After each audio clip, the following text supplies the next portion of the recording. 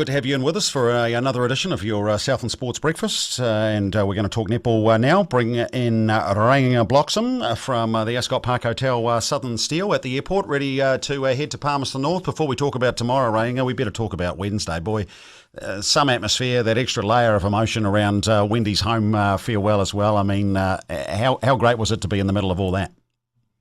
Yeah, home on Wednesday night, and everyone that came along to that game came to the party as well and just helped us get us across the line with all that cheering and yelling. It was fantastic. It was electrifying, the atmosphere in there.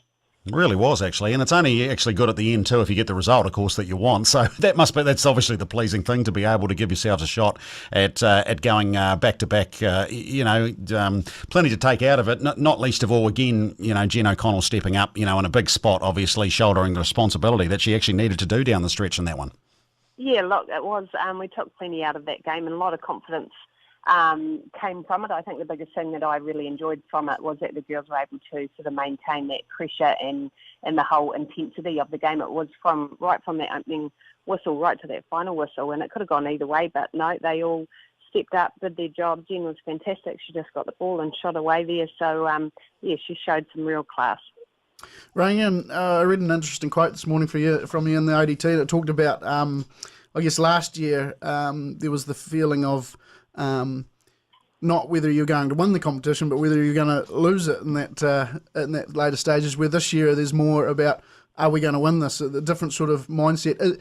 In some ways, is it a bit nicer to go in with that sort of, you're going up to their territory, the pressure probably is a lot more on the pulse than the difference from last year? Yeah, look, I did talk about that yesterday and how, we were sort of expected to win it last year, and it was all about us just making sure we didn't lose. And then this year, nobody apart from ourselves sort of expected us even to get there in the end. So it's always been something in our planning that we knew that if we worked really hard and all 10 of us were on board and on song, that we could get ourselves there. So we've given ourselves every opportunity at the moment. So that's fantastic. So, yeah, we've got a real mindset of, well, we're here now, let's just get on with it and do the job. So, yeah. I was talking to Who during the week, and we heard after 7 o'clock as well. I was trying to put my finger on what exactly you did to turn around that result against the Pulse early, to in the season, to that victory in Invercargill. I mean, technically, from a coaching point of view, I mean, what was the change in tactics? What was the spark that you found that actually had that remarkable turnaround to actually get that win over the Pulse down south?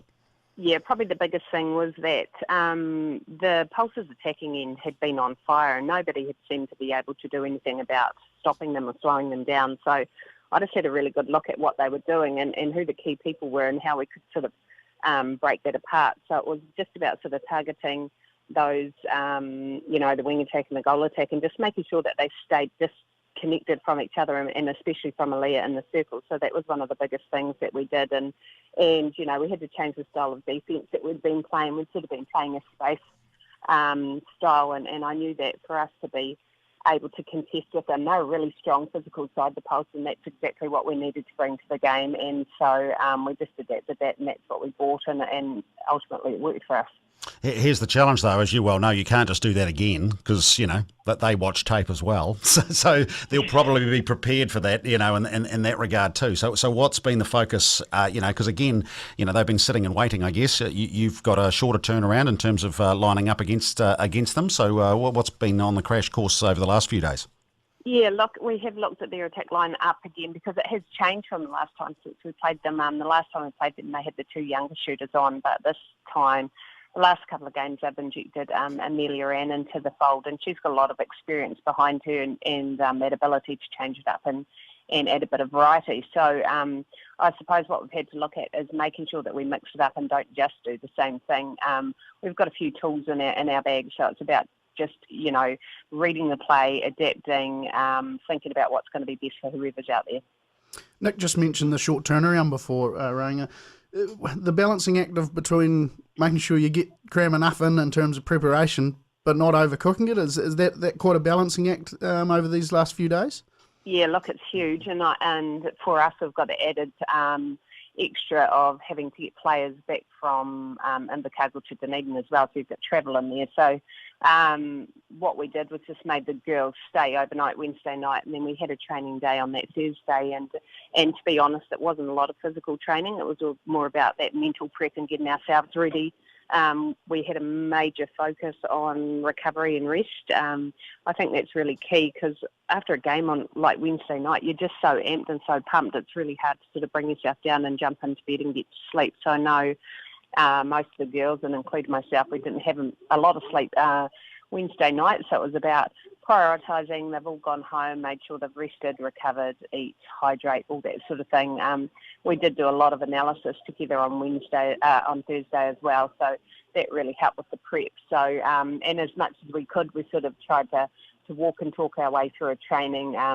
There were moments in that training that they sort of lost the plot because they're just so tired, and there was a few giggles and laughs, but it all added to a sort of nice, relaxed vibe. So sort of put them in quite a nice space. And in terms of sending Wendy out a winner, how much does that play? I know, she'll be looking to deflect that as much as she does, as she does. But for the team point of view and for you personally, does that play into proceedings? How do you play that card strategically? Yeah, look, I think throughout the week we've done little things to sort of celebrate her career and just acknowledge it. So it's something that we've talked about. It's in the back of our minds, and I think the biggest thing for us is just making sure that we put into action what we can to make sure she gets the best send-off that she deserves. Is she playing Super Club, or is this it? She's coming to Super Club. So she's coming along, and we've talked a little bit about that, and I said, look, we'll just see how you go. So what her involvement looks like there will just be totally up to her. There's no pressure at all. Yeah, gotcha. Good stuff. Hey, listen, mate, congratulations on the effort on Wednesday. A great job getting there. I know you're not satisfied with that, and that is awesome. Good luck for tomorrow. We're right on behind you. Can't wait to watch it, eh? Thanks very much. Take care, Reinga Bloxham joining us, about to hit the roads for Palmerston North for the ANZ Premiership Grand Final.